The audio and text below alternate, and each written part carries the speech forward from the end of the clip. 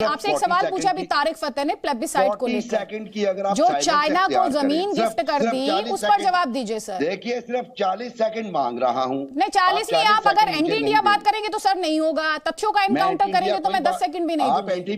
बाकी आप मुद्दे पर बात करेंगे तो मैं आपको 40 सेकंड नहीं, मैं आपको 1 मिनट दूंगी। You have my word for that. आपने बांग्लादेश कर दिया, आप कैसे पाकिस्तान हो गए? आप तो पाकिस्तान है ही नहीं, पाकिस्तान का नाम तो बांग्लादेश हो गया। मैंने आपको जवाब दिया। आपने कहा हाफिज सईद कहा, मैंने आपको जवाब दिया। आपने कहा सैयद सलाहुद्दीन कहाँ है, मैंने आपको जवाब दिया।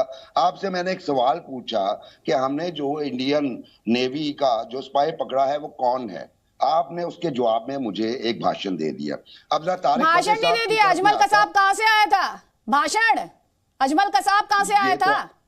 तो आप मुझे बता दीजिए, मैं तो शायद नहीं जानता, आप बता दीजिए कहाँ से आया था। तो आप एक काम करें, थोड़ा सा अपने ही मीडिया को पढ़ लें। अभी आप थोड़ी देर पहले पाकिस्तान के जर्नलिज्म की दुहाई दे रहे थे, अपना ही जर्नलिज्म आप थोड़ा सा रिव्यू कर ले, रिविजिट कर ले सर, बहुत जरूरी है। और सुनिए, पीओके में क्या होता है, एक सेकंड मेरी बात का जवाब दीजिएगा। पीओके में दहशतगर्दी के खिलाफ ये जो दहशतगर्दी है, इसके पीछे वर्दी है, ये किसे कहा जाता है? पाकिस्तानी फौज को नहीं तो किसे कहा जाता है? किसी को, मुझे इंतहाई अफसोस है, इंतहाई अफसोस से के साथ कहना पड़ रहा है, आप जरा मेरा नाम गूगल करके देख लीजिए, आपको फिर पता चलेगा एथिकल जर्नलिज्म क्या होता है। नहीं sir, I don't need lecture on ethical journalism from anyone, because I have got my basics. जी, मैं चूंकि टीचर भी, मैं चूंकि टीचर भी, इसलिए मेरा काम भी है। ओके, मैं 15 साल से जर्नलिज्म और एथिकल, अगर आपको डिफेंड करना पड़ रहा है खुद को, मैंने तो आपको नहीं बताया कि आप मेरा नाम गूगल करिए और आपको पता चलेगा। और सुनिए, मैंने आपको नहीं बताया, लेकिन अब मैं आपको बता रही हूँ, आप अगर गूगल करेंगे तो शायद आपको पता चलेगा जिससे आप बात कर रहे हैं। सिर्फ उसने इंडियन मीडिया नहीं, ग्लोबल बॉडीज में काम किया हुआ है, यूएन की एजेंसी में काम किया हुआ है। ये मुझे आपको बताने की, आपके सर्टिफिकेट की और आपकी अदालत में पेशी की बिल्कुल कोई जरूरत नहीं है। आज के मुद्दे पर आ जाइए, आज के मुद्दे पर आ जाइए। ठीक है, चलिए, आपको तकलीफ हो रही है एथिकल जर्नलिज्म का एक और नमूना मैं आपको दिखाती हूं। अमजद अयूब मिर्जा, पीओके में क्या होता है जरा सा आप बताएं, हमारे जो पड़ोसी पत्रकार हैं उन्हें बताएं, इनके एथिकल जर्नलिज्म में आपके जो ह्यूमन राइट्स वायलेशन हुए उनको जगह मिल पाई क्या? जी बहुत शुक्रिया। देखिए, सबसे पहले तो ये है कि पाकिस्तान में एथिकल जर्नलिज्म जो है, ना इसका कोई वजूद है और ना ही ये पॉसिबल है, इसलिए कि जितने पाकिस्तान के अखबार हैं, इंक्लूडिंग डॉन अखबार, जंग अखबार, नवाए वक्त अखबार, डेली एक्सप्रेस अखबार, इनकी जब कॉपी लगती है तो वो सबसे पहले ISPR को भेजी जाती है, रात को वहां से वो अप्रूव होके आती है, तो वो प्रिंट होता है अखबार। और मेरा ख्याल है तारिक फतेह साहब इस बात को जरूर इंडोर्स करेंगे। दूसरी बात, इन्होंने प्लेबिसाइट की जरा उसका भी जवाब सुन ले। पहली बात तो ये कि 1935 का जो इंडिया इंडिपेंडेंस एक्ट है, उसमें तो प्लेबिसाइट का कहीं जिक्र नहीं है। उसमें तो जिक्र ये है कि जो महाराजा हैं वो जो फैसला करेंगे कि कौन सी प्रिंसली स्टेट ने किसके साथ जाना है, तो उसके तहत फैसला होगा। और 565 में से 560 से ज्यादा रियासतें जो है वो मिलके तो रिपब्लिक ऑफ इंडिया बना है।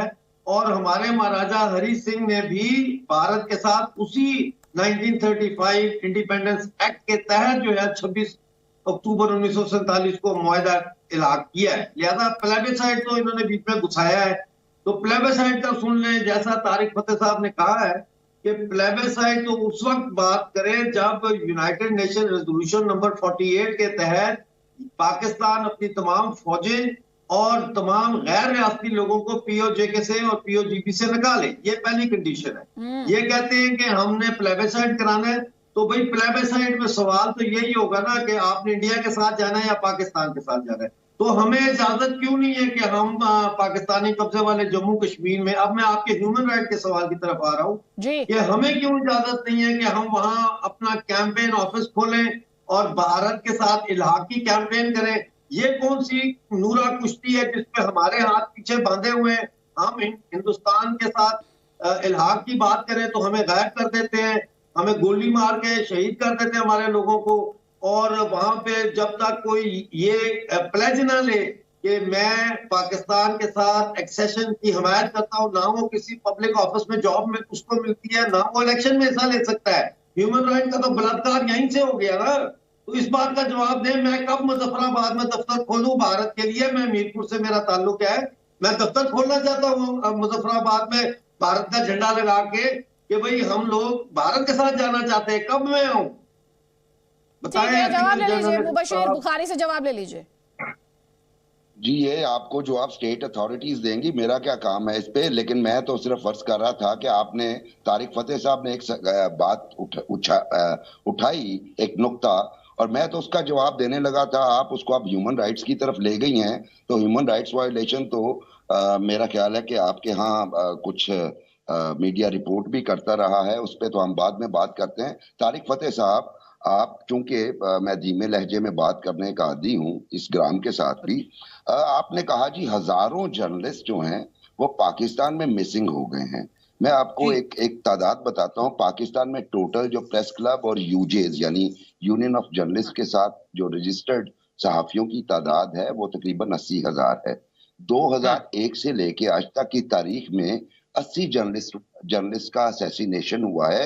अनफॉर्चुनेटली जो बात एडमिट करने वाली है वो ये है कि किसी एक का भी कातिल सिवाय डैनियल पर्ल के नहीं पकड़ा गया। ये टोटल स्ट्रेंथ है। और मिसिंग पर्सन की जो आप जो एक सेकंड ना मुझे मुकम्मल करने दीजिए तारिक फतेह साहब, मुझे मुकम्मल करने दीजिए। आपका यही प्रॉब्लम है कि आप बात पूरी ही नहीं सुन रहे।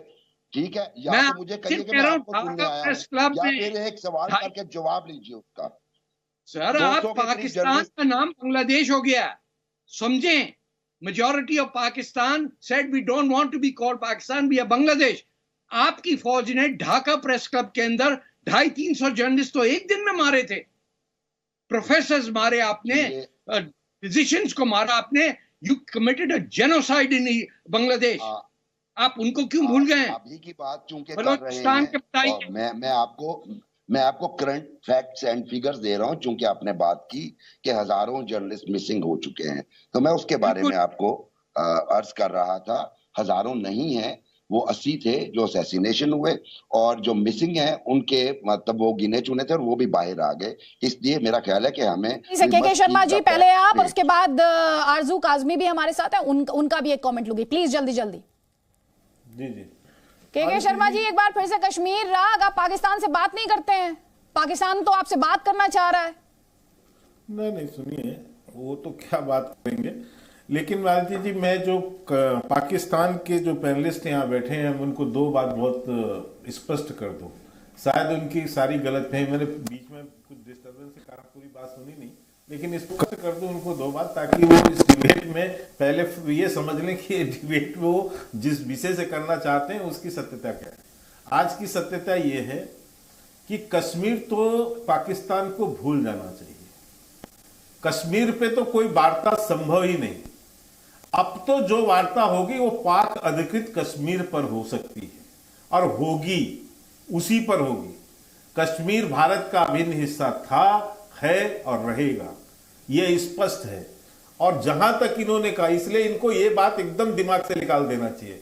अब यदि शहबाज शरीफ को बात करनी है तो पाक अधिकृत कश्मीर की बात करें, ये भारत सरकार का स्पष्ट रवैया है। अब रही बात की, अभी इन्होंने एक बात कही कि हमारे लिए कश्मीर लाइफ लाइन है। बिल्कुल लाइफ लाइन है आपके लिए, क्योंकि पाकिस्तान की जनता को भुलावा में रखने के लिए वहां के राजनीतिज्ञों को जब जब वो मुसीबत में फंसते हैं उनको कश्मीर याद आ जाता है, और वो उसको भुलावा, ये 70 साल से आप उनको इस तरह के पाकिस्तान की जनता को भुलावा में रख के और आतंकवाद को आप पोषित करते रहे हैं वहां पर, और इसके अलावा कुछ नहीं किया है। और जिस आतंकवाद को आपने पोषित किया है वही आपको निगलेगा, वही आपको डस रहा है। जिसकी बात आप कह रहे हैं कि हमारे यहाँ ये हुआ, आप ही ने पैदा किए हैं जनाब। आपने पैदा किए तो क्या होगा? उसे भूख लगेगी तो आप ही को तो खाएगा, और किसको खाएगा? तो ये आप जान लीजिए कि उसका भी आपको यहीं भोग कर जाना है। आपने जिस तरह अफगानिस्तान में किया, जिस तरह से पाकिस्तान के अंदर लोगों को आपने आतंकी बनाया है, जो कैंप आप चलाए हैं, जो पूरा विश्व जानता है। और ये बात मैं नहीं कह रहा हूं, आपके पूर्व जो है प्रधानमंत्री इमरान खान खुद जाके अमेरिका के में जाकर इस बात को स्वीकारा है कि हाँ, हमारे यहाँ इस तरह से आतंकवाद पोषित होता है। ये उनकी स्वीकारोक्ति है, तो आपके झूठ बोलने से कुछ नहीं होने वाला।